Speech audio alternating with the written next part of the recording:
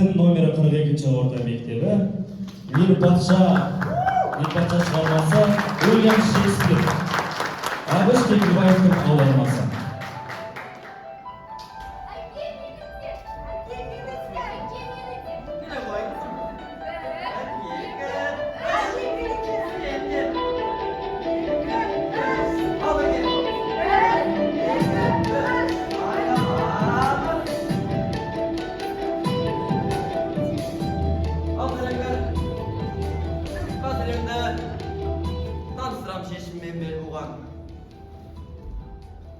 Бұлай болмақ бәлбә.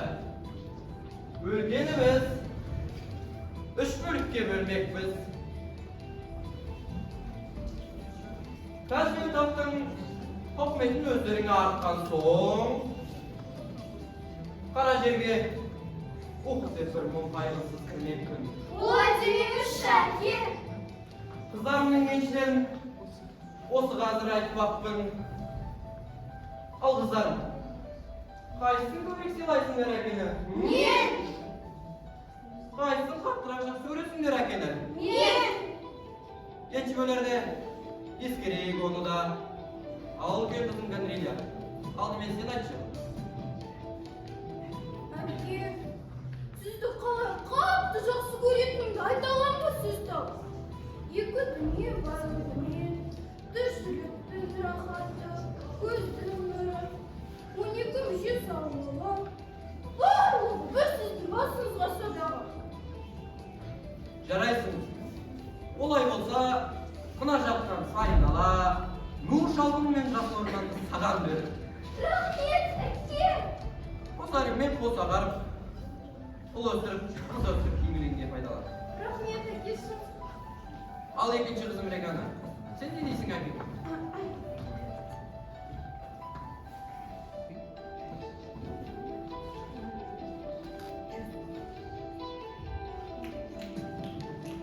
Ой, әке, мен де әкем сөзіне қосыла саламын. Айта қой қызым, айта қой. Жан тәніммен жақсы көремін сізді. Бұдан асқан бақ пен дәулет керек емес мен үшін. Браво. Браво жарайсың қызым. Олай болса, сен де отбасыңмен қызығын көр мынау өлкенің. Әке, рахмет әке. Көптен көркі мұндағы кем түспейді ешкімнен. Бір басына талас қылған, сүтте үйіп судай сіңген, егіз елде кестірген, кенже қызым не дер екен? Айтпақшы. Екі апасын ұсынбаған ен шығыла мен көрген. Әке, мен не айта аламын? Шын сөйлегенге сөз шығындап не керегі бар? Еш нәрсе айтпаймын. Еш нәрсе айтпаған қалай? Я, солай, еш нәрсе де айтпаймын. Бірдеңе де мәселені қайтарма. Қызыңыз сөзге шорқақтау еді. Бір перзентте сүйемін, жұрттай өліп өшпеген. Дұрыс сөйле кәрдей. Үмітім қалма. Әке, өзіңіз осы жарық дүниеге әкелген. Асырадыңыз, бақтыңыз, қақтыңыз. Сыйға сый, sıраға бал білемін де. Қадір тұтып басыңызды. Орындардың әрбір айтқан сөзіңізді екітпей. Ал мына екі апам болса да рас айтқандар. Олар тек сізді ғана сүйеді екен. Ендеше күйеуге қалай тиеді екен? Мен олардай өз әкемді өліп өшіп сүйе тұра кіре алмаспын жақынша. Ал егер күйеуге тисем, оны да жан тәніммен сүйемін. Сондықтан жарық-жаларда сізді ғана сүйемін дегені болмас. Шын сөзің бе бұл қызым? Я әке. Жасқасың мен. Осыншама қатыгез бе? Жалдары сөйлеген жарасам екен жас қызға. Я жараспайды. Жараспаса, жалғаншылық жасау. Жараспаса, жалғаншылық жасау. Жарық күннің шұғасымен, қара түннің тілегімен, сәулесімен жұлдыздардың айдай жұрттың алдынан дедім. Ендер мысыр есін әтегіңізді әріп қылған. Балам ғой деп шырқыраған шыбын-шіркей жанымды да, 62 тамырымды да, одан ақыр жандына маңсыз.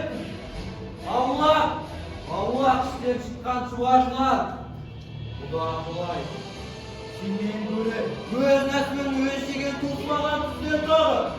Құдай, көрмесің көзге. Құдай, туымассың аңыма, ақиқаттың арасауын. Жоғалтыңдар көзінен! Жоғалтыңдар көзінен!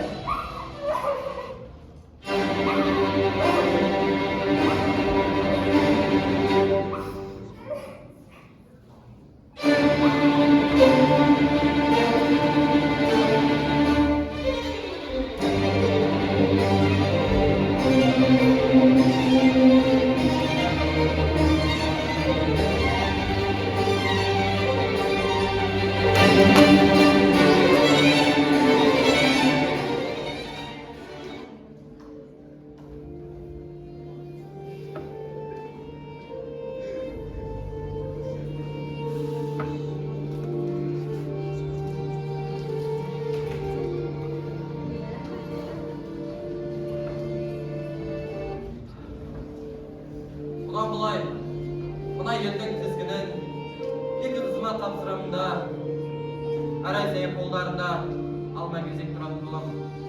Сондағы әскер, қолдағы билік, жерден түсер табыс. Тіпті, мына басындағы әжімді теңгеге өттірем. Өзім тек король деген атыма қанағат тұтып өмір сүруге бел болдым.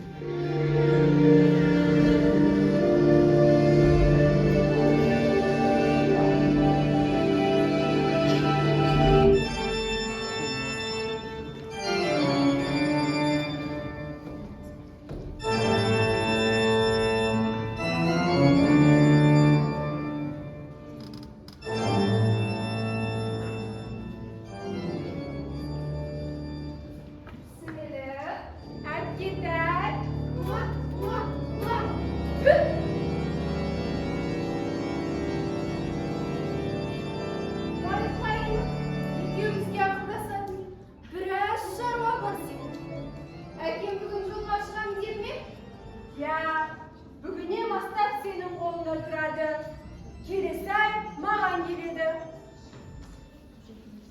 Осы жал есінен ауысайын дегенде, әлгіндегісін көрмейсің.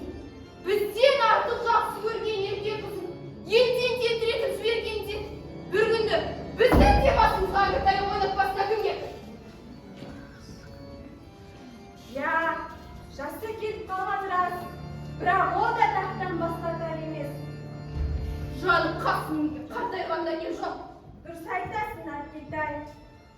Бұл тақта әкем отырғанда біз ешкім емеспіз.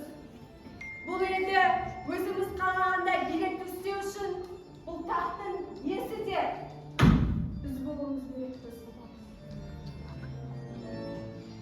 Дұрыс айтасыз. Бүгіннен бастап бізге бірге әрекет ету керек.